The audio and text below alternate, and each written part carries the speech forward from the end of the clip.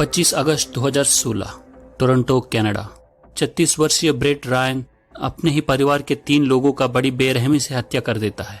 जबकि ब्रेट को जानने वालों के मुताबिक वो काफी मिलनसार, हंसमुख और समाज के लिए कुछ अच्छा करने का इरादा रखने वाला इंसान था। जब किसी व्यक्ति का समाज में इतना अच्छा इमेज हो मगर अचानक वो अपने ही परिवार वालों का हत्या कर दे तो समझ लीजिए कि उसका ये अच्छा इमेज महज एक छलावा हो सकता है। नमस्कार दोस्तों, मैं हूं खड्गेश्वर और आप देख रहे हैं खड्गेश्वर स्टोरीज।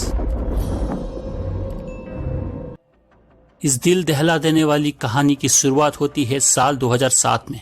तब ब्रेट रायन का उम्र 26 वर्ष था। ब्रेट काफी खुश मिजाज और फ्रेंडली इंसान था। फ्री टाइम में वो हॉस्पिटल जाकर बीमार बच्चों को कहानियां सुनाया करता था और लोकल कम्युनिटी में आयोजित किए जाने वाले बेसबॉल टूर्नामेंट्स में एज ए वॉलंटियर अंपायरिंग किया करता था। ब्रेट को देखकर हर कोई ये सोचता था कि वो एक परफेक्ट जिंदगी जी रहा है, मगर जो दिखता है वो हमेशा सच नहीं होता। पर्दे के पीछे ब्रेट अपना जिंदगी में काफी स्ट्रगल कर रहा था। कॉलेज से ड्रॉप आउट होकर ब्रेट माँ बाप के साथ रह रहा था। ऊपर से उस पर $60,000 का कर्ज का बोझ था। उसके सभी दोस्त पढ़ाई कंप्लीट करके जॉब्स ज्वाइन कर चुके थे, जबकि ब्रेट घर पेंटिंग करने का पार्ट टाइम जॉब कर रहा था। ब्रेट को हमेशा लगता था कि उसके अंदर काफी पोटेंशियल है, मगर कर्ज में फंसे रहने की वजह से वो जिंदगी में आगे नहीं बढ़ पा रहा है। वो जो पेंटिंग का पार्ट टाइम जॉब कर रहा था वो कर्ज चुकाने और आर्थिक रूप से स्टेबल होने के लिए काफी नहीं था। इसलिए कम मेहनत करके ज्यादा पैसा कमाने के चक्कर में ब्रेट इजी शॉर्टकट अपनाने लगता है और काफी हद तक उसमें कामयाब भी हो जाता है। 2007 के अक्टूबर महीने में ब्रेट घर के पास में मौजूद एक बैंक के अंदर जाता है। पहचान छुपाने के लिए उसने सर और चेहरे पर बैंडेज बंधा हुआ था। वो सीधा एक बैंक एम्प्लॉय के पास जाकर कागज का एक टुकड़ा उसके हाथ में रखता है। उस पर लिखा हुआ था, मेरे बाएं हाथ में गन है, चुपचाप मुझे $2,000 दे दो। उसे पढ़ने के बाद वो बैंक एम्प्लॉय घबरा कर उसके पास मौजूद करीब $1,000 ब्रेट को दे देता है। पैसे लेकर चुपचाप ब्रेट वहां से निकल जाता है। इस कामयाबी से ब्रेट काफी खुश हो जाता है, मगर साथ ही साथ उसे ये डर भी सता रहा था कि किसी भी वक्त पुलिस उसे पकड़ने के लिए घर पहुंच जाएगी। लेकिन ऐसा कुछ नहीं होता। इससे ब्रेट का हिम्मत काफी बढ़ जाता है। उसके बाद अगले 8 महीनों के अंदर ब्रेट एक के बाद एक दर्जनों बैंकों में चोरी की वारदातों को अंजाम देकर लगभग $30,000 कमा लेता है। पुलिस के पकड़ में आए बिना ब्रेट काफी आसानी से बैंक चोरी को अंजाम देता जा रहा था, जिसकी वजह से उसका आत्मविश्वास इतना ज्यादा बढ़ चुका था कि ब्रेट अजीब और गरीब कॉस्ट्यूम्स और नकाब पहनकर चोरियां करने लगा, जिसमें से ब्रेट का ये नकाब काफी फेमस हुआ, जहां उसने एक लंबी नकली दाढ़ी लगाकर बैंक को लूटा था। लोगों ने ब्रेट को द फेक बियर्डेड बैंडेड यानी नकली दाढ़ी वाला डाकू कहकर बुलाने लगे। ब्रेट का ना पकड़े जाने का मुख्य वजह था उसका कोई क्रिमिनल रिकॉर्ड नहीं होना। पुलिस को क्राइम सीन से ब्रेट के फिंगरप्रिंट्स तो मिल रहे थे, मगर उनके पास मौजूद क्रिमिनल डाटाबेस से ब्रेट के फिंगरप्रिंट्स मैच नहीं कर रहे थे। फिर पुलिस ने अपना स्ट्रेटजी बदलते हुए हर एक बैंक के पास निगरानी रखना शुरू किया ताकि ब्रेट को चोरी करते हुए रंगे हाथों पकड़ा जा सके। फिर दिसंबर 2008 को पुलिस का ये तरकीब काम कर जाता है और ब्रेट चोरी करते हुए पकड़ लिया जाता है। कोर्ट में जब ट्रायल चल रहा था तब ब्रेट के कई सारे दोस्त और कुछ ऑर्गेनाइजेशंस जहां ब्रेट वॉलंटियर के तौर पर काम कर चुका था, ब्रेट को सपोर्ट करते हुए जज को लेटर लिखकर बताते हैं कि ब्रेट काफी अच्छा इंसान है, उसने समाज में काफी अच्छे काम किए हैं और उसने जो भी अपराध किए मजबूरी में किए। ट्रायल के दौरान ब्रेट ने भी कहा कि कर्ज की वजह से बिना सोचे समझे उसने ये गलत कदम उठाया और इस बात का उसे काफी पछतावा है और जज से माफी मांगी। कोर्ट में ब्रेट का अच्छा बर्ताव और सारी परिस्थितियों पर विचार करने के बाद जज ने भी माना कि ब्रेट एक होनहार नौजवान है और उसे अपना गलती सुधारने का एक मौका जरूर मिलना चाहिए। इसलिए जज ब्रेट को महज 4 साल का साधारण कारावास का सजा सुनाता है, जो बैंक चोरी जैसे संगीन मामलों में दिए जाने वाला सजा के तुलना में ये काफी कम था। जेल जाने के बाद सिर्फ 2 साल के अंदर यानी 2010 में ब्रेट पैरोल पर रिहा हो जाता है और अपने माँ बाप के साथ रहने लगता है। माँ बाप को लगता है कि ब्रेट अब बदल चुका है और अपना जिंदगी को नए सिरे से शुरू करने वाला है। ब्रेट भी यही सोच रहा था, मगर जल्द ही उसे समझ में आ गया कि जेल से रिहा होने के बाद जिंदगी उतना आसान नहीं होता। बैंक चोरी का जुर्म में सजा काट कर आए ब्रेट को नौकरी मिलने में काफी मुश्किल हो रहा था। लाख कोशिशों के बावजूद भी कोई उसे नौकरी में रखना नहीं चाह रहा था और बिना नौकरी के ब्रेट अपना कर्जा नहीं चुका सकता था। इसलिए ब्रेट खुद को दिवालिया घोषित कर देता है।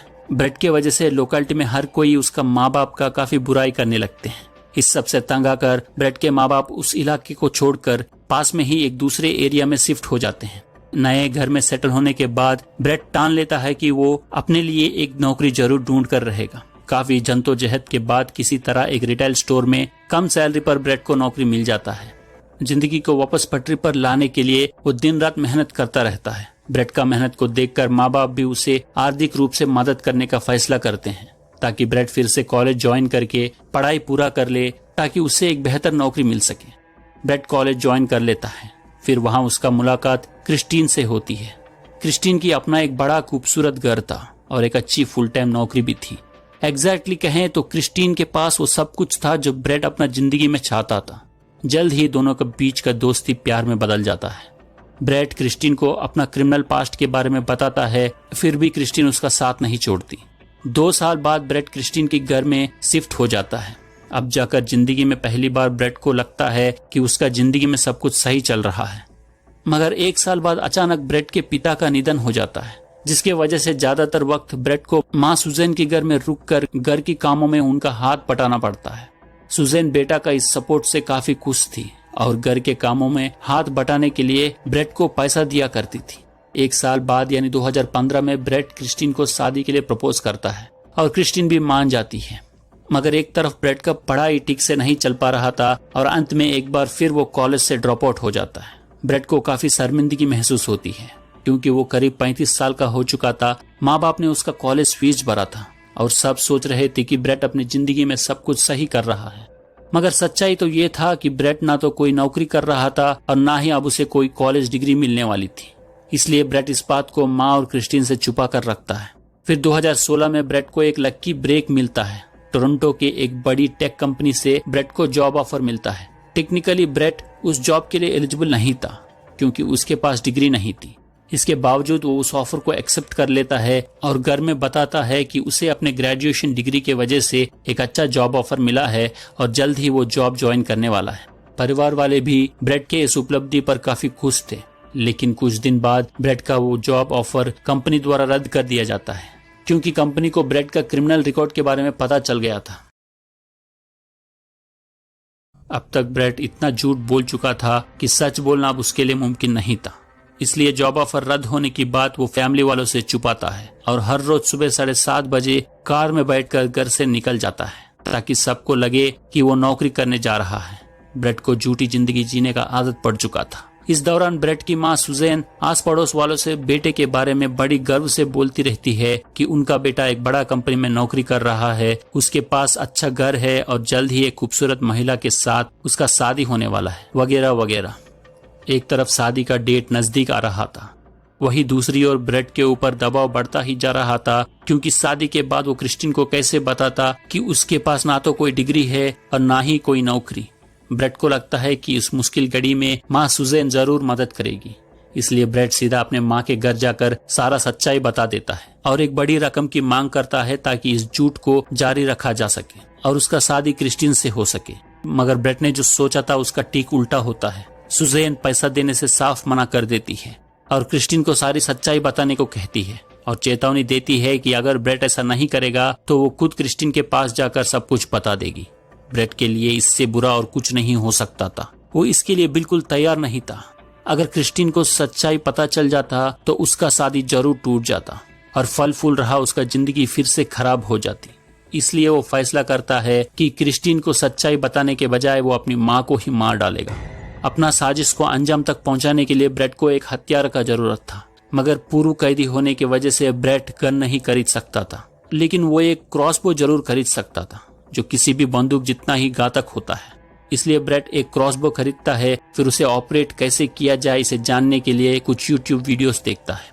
उसके बाद उस हथियार को लेकर हमेशा की तरह माँ सुजैन के घर जाता है। फिर वहाँ के कामों को निपटा कर अपने साथ लाए उस क्रॉसबो को घर के पीछे मौजूद गैराज में छुपा कर वापस अपना घर चला जाता है। ब्रेट ने इस हत्या को अंजाम देने के लिए काफी प्लानिंग करके रखा था, जिसके तहत उसने अपने कमरे में कुछ ऐसा जुगाड़ बनाया जिससे वो अपना लैपटॉप और मोबाइल फोन को समय समय पर ऑटोमेटिकली बिना हाथ लगाए ऑपरेट कर सके, जिससे बाद में लोगों को ये लगे कि वो घर में बैठकर लैपटॉप और मोबाइल चला रहा था, जबकि असल में उस वक्त वो अपनी माँ सुजैन की हत्या कर रहा होता।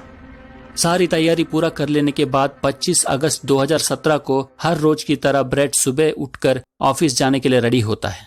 क्रिस्टीन भी काम में जाने के लिए तैयार हो जाती है। दोनों अपने अपने कार में बैठकर घर से निकलते हैं। बस फर्क इतना था कि क्रिस्टीन सच में नौकरी करने जा रही थी, वही ब्रेट फेक जॉब करने निकला था। घर से कुछ दूर जाकर ब्रेट कार खड़ा करके क्रिस्टीन का जाने का इंतजार करता है।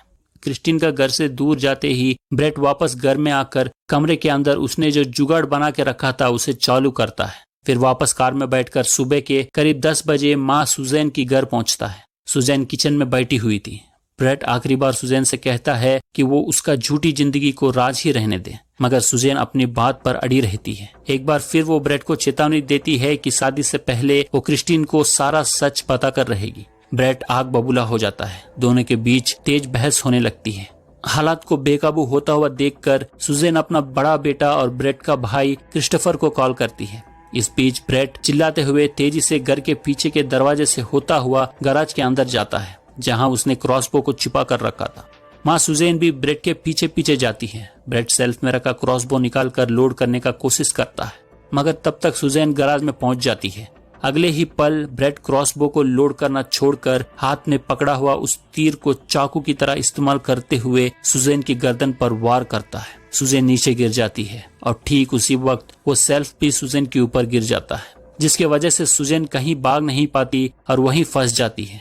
मौका का फायदा उठाते हुए ब्रेट एक नायलॉन रस्सी लेकर माँ सुजैन की गला घोंटकर हत्या कर देता है। फिर उनकी लाश को घसीटते हुए गैराज से बाहर एक कोने में छुपा देता है।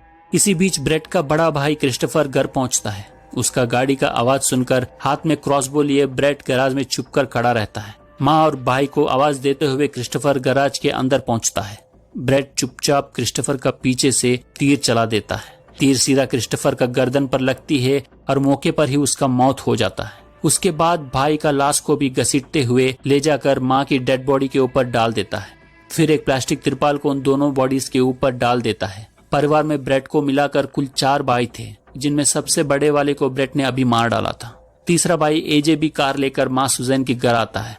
ब्रेट ने झूठ छुपाने के लिए सबसे पहले माँ की हत्या किया, फिर माँ की हत्या को छुपाने के लिए भाई को मार डाला। अब वो इस खूनी दलदल में काफी गहरा उतर चुका था। एक और हत्या ही सही, मगर वो पीछे नहीं हटने वाला था। ब्रेट एक तीर को हाथ में पकड़कर एजे के तरफ दौड़ लगाता है। एजे कार से बाहर निकल रहा था। ब्रेट उसके पास पहुंचते ही तीर से एजे के गर्दन पर हमला कर देता है। जान बचाने के लिए एजे ब्रेट से लड़ने लगता है। इस बीच घर के अंदर सो रहा एक और भाई ली झड़प के शोरगुल को सुनकर उठता है। ली अपने कमरे की खिड़की से देखता है कि उसके दोनों भाई ब्रेट और एजे एक दूसरे से लड़ रहे हैं। ली दौड़ता हुआ घर के बाहर आकर देखता है। एजे खून से लहूलुहान होकर जमीन पर पड़ा हुआ था और ब्रेट उसके ऊपर खड़ा था। ली को अपने आंखों पर विश्वास नहीं हो रहा था। फिर अचानक ब्रेट का नजर ली पर पड़ता है। फिर वो एजे को छोड़कर ली के तरफ दौड़ने लगता है। उससे बचने के लिए ली घर के अंदर भागता है। ब्रेट पीछे से ली को दबोच लेता है। ब्रेट से अपना जान बचाने के लिए ली काफी कोशिश करता है। दोनों के बीच कुछ देर तक घमासान चलता है। काफी घायल होने के बाद ली ब्रेट को धक्का देकर बाहर सड़क पर पड़ा हुआ अपना भाई एजे तक पहुंचता है। तब तक एजे धीरे धीरे रेंगते हुए एक पड़ोसी के घर तक पहुंचकर पुलिस को खबर दे देता है। ब्रेट ने बाद में पुलिस इंट्रोगेशन के दौरान बताया कि जब ली उससे पीछे छुड़वा कर घर से बाहर निकलने में कामयाब हो गया था, उसी वक्त वो समझ चुका था कि उसका खेल अब खत्म हो चुका है। इसलिए उसने ली का पीछा करने के बजाय किचन में जाकर फ्रिज से पानी का एक बोतल निकाला और उसे पीते हुए घर के बाहर सीढ़ियों पर बैठकर पुलिस वालों का इंतजार करने लगा। पुलिस के पहुंचने से पहले ही एजे का जान चला जाता है। जब पुलिस वाले ब्रेट को अरेस्ट कर रहे थे, तब ब्रेट काफी हल्के लहजे में उनसे कहता है, मुझे एजे को वक्त रहते हॉस्पिटल ले जाना था, काश उसका जान बच जाता। गराज में 2 लाशें पड़ी हैं और मैंने ही उन्हें मारा है। कोर्ट में ब्रेट अपने किए पर काफी पछतावा व्यक्त करता है और तीनों हत्याओं का जिम्मेदारी लेता है। ब्रेट को हर एक हत्या के लिए 1 उम्र कैद का सजा सुनाया जाता है, यानी कुल मिलाकर 3 लाइफ टर्म्स की सजा उसे दी जाती है। जहां तक परिवार का इकलौता जिंदा व्यक्ति ली का सवाल है, अपने ही भाई के द्वारा परिवार वालों का बेरहमी से हत्या किए जाने के बाद उसे काफी गहरा सदमा लगा, जिससे वो आज तक उबर नहीं सका। तो दोस्तों, ये है आज की कहानी। कहानी आपको अच्छा लगा तो लाइक कीजिए, शेयर कीजिए और चैनल को सब्सक्राइब करके बेल आइकन दबा दीजिए। फिर मिलेंगे एक और कहानी के साथ, तब तक के लिए नमस्कार।